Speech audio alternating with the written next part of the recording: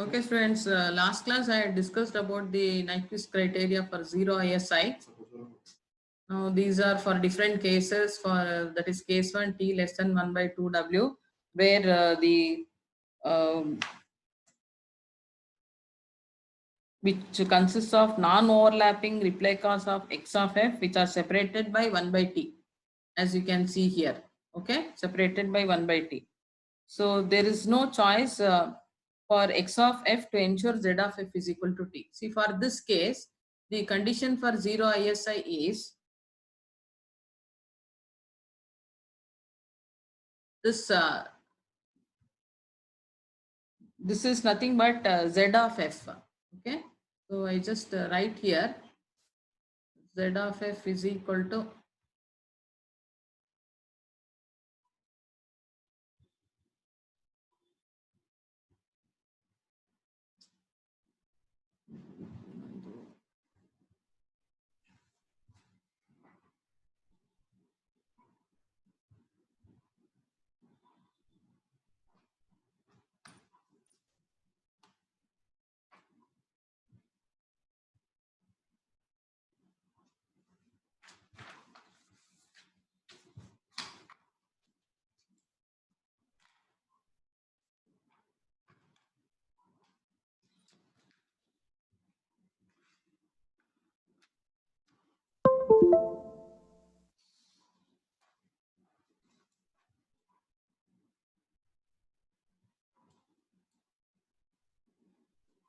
this is Z of F. This should be equal to T for zero ISI. But when you go to this first case, that is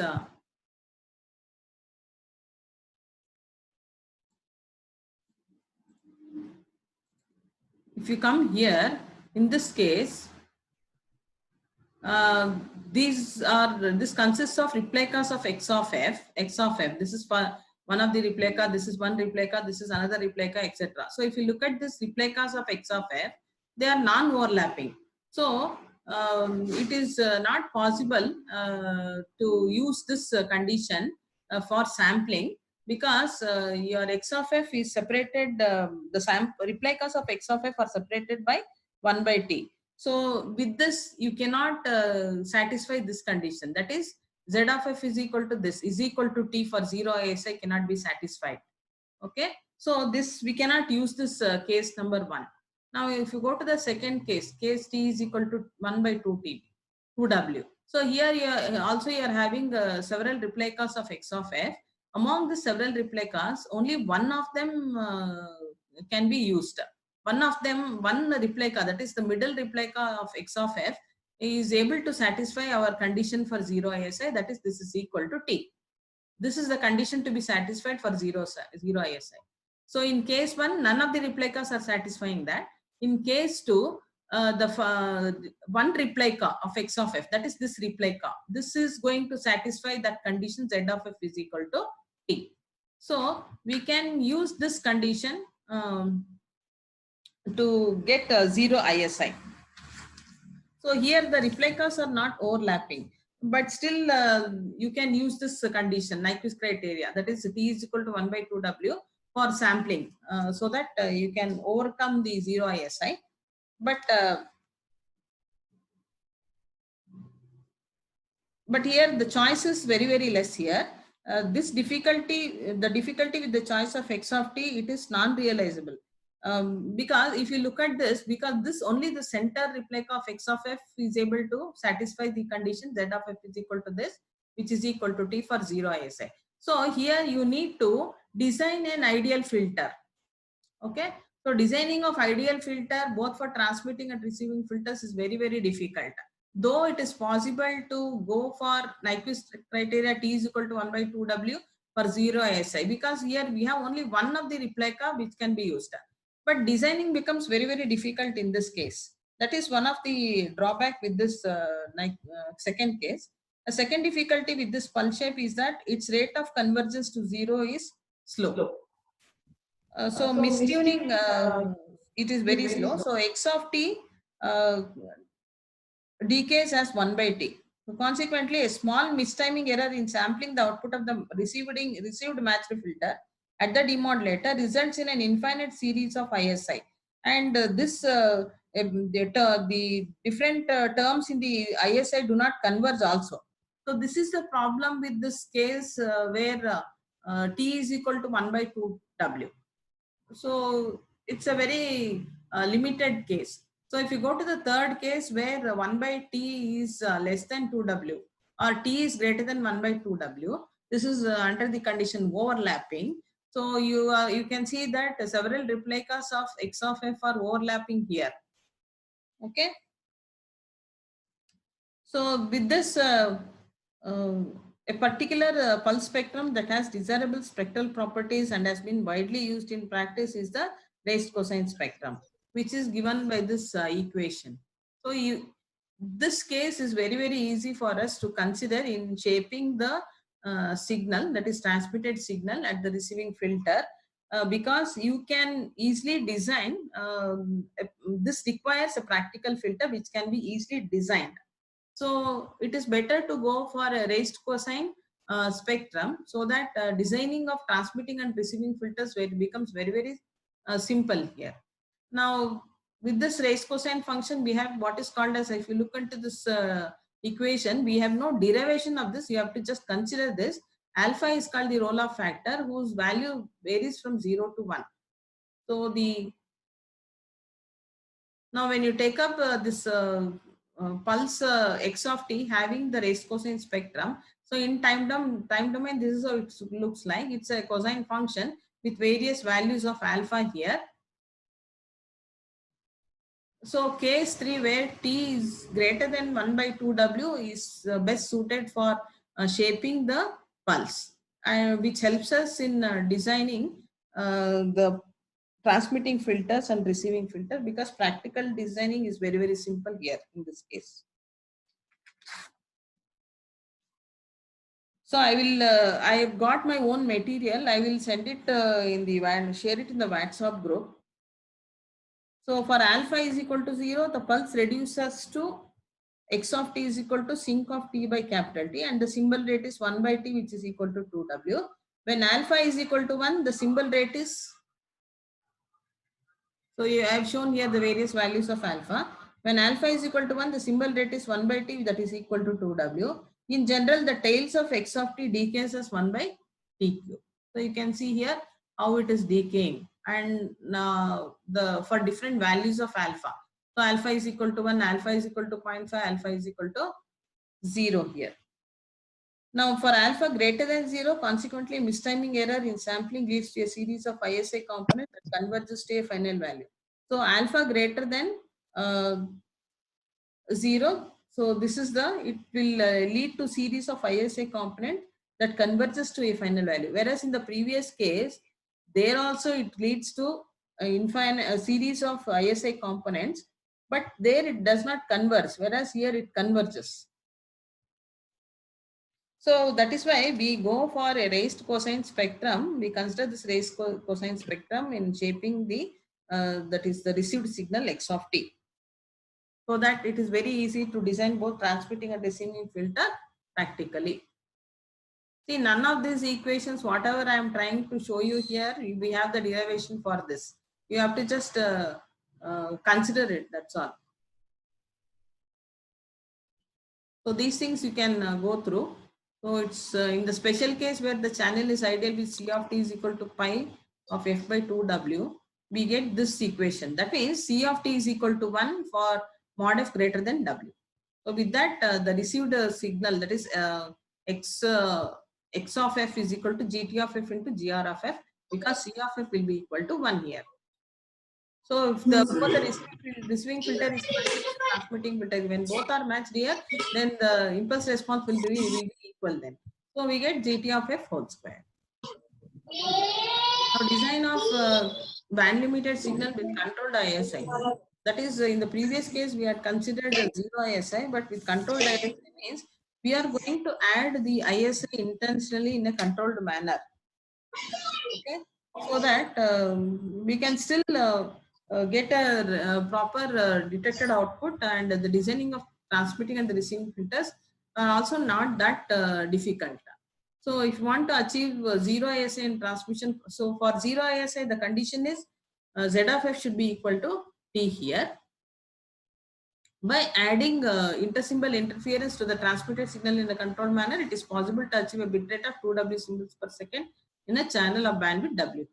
Such a scheme is called as correlative coding. So this design of band limited signals with correlated controlled ISI is that gives you a clear picture of what you mean by the correlated coding. So this correlated coding can be done in two ways. One is duobinary coding without precoder, and another is duobinary coding with precoder. So both we have to do it here. And in the next class, I'll be doing that. What is duobinary without precoder, with precoder, and what would be the output of this duobinary signaling or correlative coding? We'll be seeing that in the next session. So with controlled ISI. So from the discussion of signal design for zero ASI, it is necessary to reduce the symbol rate 1 by T below the Nyquist rate, or T should be greater than 1 by 2W symbols per second for zero ASI. In order to realize practical transmitting and receiving filters, so this is the condition for zero ASI. On the other hand, if you can use the symbol rate of 2W per second by allowing for a controlled amount of ISI. So you can also allow some amount of a ISI in a controlled manner, but still we will be able to get a proper sampled output wherein the ISI is of insignificant value. So for the zero ISI, we know that x of nt is equal to 0 for n is equal to 0, and for n greater than 0, x of nt will be equal to 0. So let us design the band limited signal to have controlled ISI at one time instant. So here how we are going to add this in a controlled manner. So it is like this. We add one non-zero value in the sample x of nt. So the ISI what we introduce is deterministic and control, which is taken into account at the receiver.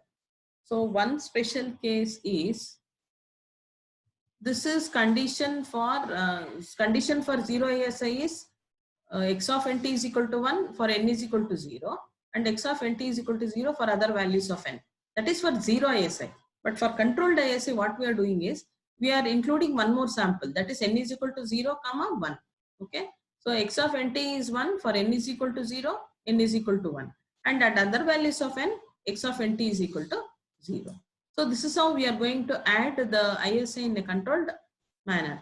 Now, if we can expand this, so Z of f is a periodic function with period 1 by t. We can expand it in terms of its Fourier series coefficient. So this analysis I have done it. That is Z of t is equal to sigma n is equal to minus infinity to plus infinity z n e to the power of j 2 pi nft.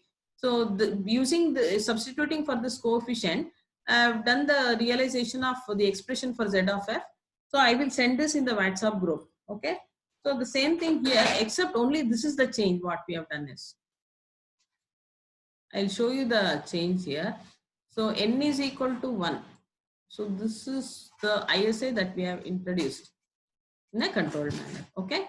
That is, so if you are including n is equal to 1, then that means it is partial, that is controlled ISI. If you are taking just only n is equal to 0, then it is zero ISI. Okay. So this is the difference between the zero ISI and controlled ISI. So this analysis I have done it and I will share it in the WhatsApp group. So for this condition of controlled ISI, that is ISI being introduced in a controlled manner, Z of n, if you substitute for Z of n is equal to into this expression, if you simplify this, you get Z of f is equal to t plus t e to the power of minus j 2 pi ft. Now previously we had Z of f is equal to t, that is the expression we had for zero ISI, but we are here in this discussion we are doing for controlled ISI. So you will get another one more term, that is t e to the power of minus j 2 pi ft. So this is the term you get here because we have added ISI in a controlled manner by taking one more sample n is equal to 1. Okay. So because of this you get the second term here. This is the only difference between the zero ISI and controlled ISI. I hope you understood now. Okay. So zero ISI means x of nt is equal to 1 for n is equal to 0 and x of nt is equal to 0 otherwise. for controlled ISI means you have to take n is equal to 0 and 1 also. Okay. So the same thing here also, z of f is equal to t for 0 ISI, but z of f is equal to t plus this term for controlled ISI.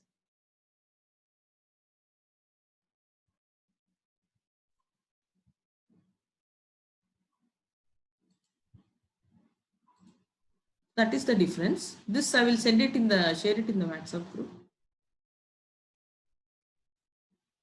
Okay. Now t is equal to 1 by 2w, x of f, you get it like this. Okay. And 0 otherwise. So simplifying this, you will get this. So you get a cosine term here. Okay. So if you plot x of t and x of f, this is the waveform you get it. So here this is time domain and frequency domain characteristics of a duobinary signaling. So the moment you say controlled ISI, then you have to refer to duobinary signaling. Okay. So by plotting this x of t, so we will be getting this term here. So when you plot it in time domain and in frequency domain, this is how the characteristics looks like. And this corresponds to duobinary signaling. Now from figure above, we know that the spectrum decays to 0 smoothly, which means that physically realizable filters can be designed to approximate this spectrum very closely. Thus the symbol rate of 2W is achieved. So another special case which leads to physically realizable transmitting and receiving filters is prescribed by the samples. So now what we did, we took one more sample along with n is equal to 0, we took n is equal to 1 also. So we are able to realize the transmitting and receiving filters. What if you take other samples? Say for example, as I mentioned in the equation 8. So x of nt is equal to 1 for n is equal to minus 1, and x of nt is equal to minus 1 for n is equal to 1, and x of nt is equal to 0 otherwise. So is it possible to realize the transmitting and receiving filters for this samples that are taken? Yes, it is possible to realize. But so when you take the Fourier, that is the x of t expression, so this is the discrete equation. Now when I take it into time domain, I get this expression here. Now if I take the Fourier transform for this, I'll be getting x of f. When I plot this, I get something like this. Okay. So here I have taken some different samples. So still I will be able to design the transmitting and the receiving filters. Now if you look at this condition leads to what is called as modified duobinary signal pulse. Now in the next session, I told you I will take some binary sequence and I will show you how to generate a duobinary signal without precoder. That is an ordinary duobinary signaling, and with precoder, which is called as modified duobinary signaling pulse. So both we will do it in the next class. It's very interesting, and you will be getting question on this duobinary signaling scheme also. So you should be able to know how to write the sequence or the waveforms for duobinary signaling without precoder and duobinary signaling with precoder, or in other words, a simple duobinary signaling scheme and a modified duobinary signaling scheme. So modified duobinary signaling scheme means it is duobinary signaling with precoder. That is what it means. So from the figure 2b here, that is this characteristics, frequency domain characteristics, it is suitable for transmission over a channel that does not pass DC component. So you can see that you can easily design the transmitting and the receiving filter whose response is something like this. So we can obtain other interesting and physically realizable filter characteristics by selecting different values for the pulses. So by selecting different pulses, you can check whether it is possible to realize a transmitting and receiving filter who is having this characteristics. So that is the check we are going to make it here. So if you select more non-zero samples, the problem of solving the controlled ISI becomes more complicated. That is why I'm telling here, you cannot use as many samples as possible. You have to add ISI only in a controlled manner so that the designing of transmitting and receiving filters becomes very simple. That means you can allow some amount of ISI in the receiving section, which does not cause any error in the detected output. Okay, but it has to be in a controlled manner. you cannot select randomly any sample and try to design the transmitting and the receiving filter. Because the moment you add the ISI, if you don't add it in a controlled manner, then the signal that is entering into the detector becomes very complicated, and it becomes very easy to, very difficult to detect the sequence, the original signal. So that is why you cannot add whatever the samples you have to add them only in a controlled manner. So in general, the band limited pulses have this form, okay? Corresponding frequency domain, this thing is like this. So this is called partial response signals when controlled ISI is introduced. So you can, a certain amount of ISI is allowed in the receiving section, but it has to be very, very limited. Otherwise, once it enters into the demodulator, becomes very difficult for us to eliminate the presence of ISI. Because if you don't eliminate or if you don't try to reduce the ISI, then it becomes very difficult to extract the original information. Now, probability of error. So this I will do it in the next class.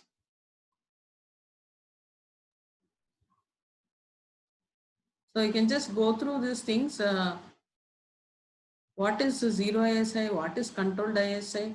And taking different pulses, is it possible to design or is it possible to physically realize the transmitting and receiving filters so that you can minimize the amount of ISI in the received signal? These things you can just check it up. No probability of error, I will do this in the next session. So whatever, see, this is what I said.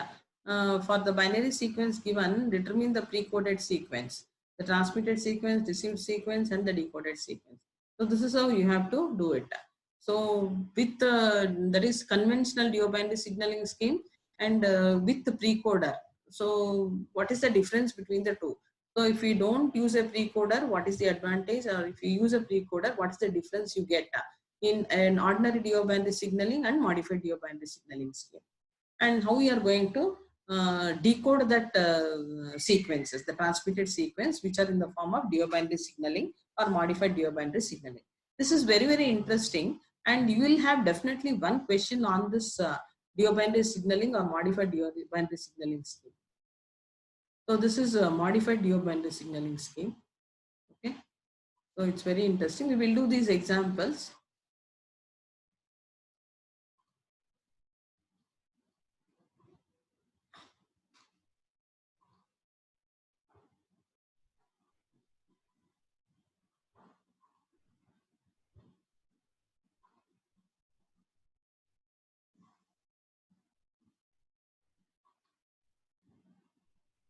See, this is the logic they use in decoding the given data sequence. That is PM is equal to DM mod to subtraction with PM minus 1.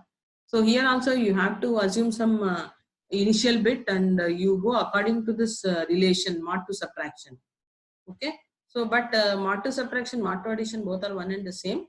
So you know how to perform this and get this pre-coded sequence, and how we are going to map this pre-coded sequence to the transmitted sequence. That is also very important. And what is the relation, the relation that exists between the received sequence and the transmitted sequence, and how you are going to perform the decoded sequence. This is very interesting. This I will deal it in the next class.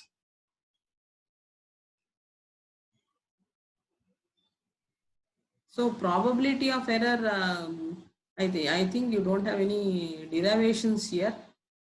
So I will just share this notes to you. Not this notes what you are seeing on the screen, the notes what I got it yesterday from the college, and even the problems also I'll try to share it in the WhatsApp group. Okay, whatever the problem I have worked out, I try to share it. And if any problem in Ganesh Rao also, I will share it. You can go through those problems, and if you have any doubts, you can post me into the share. You can share it in the WhatsApp group itself.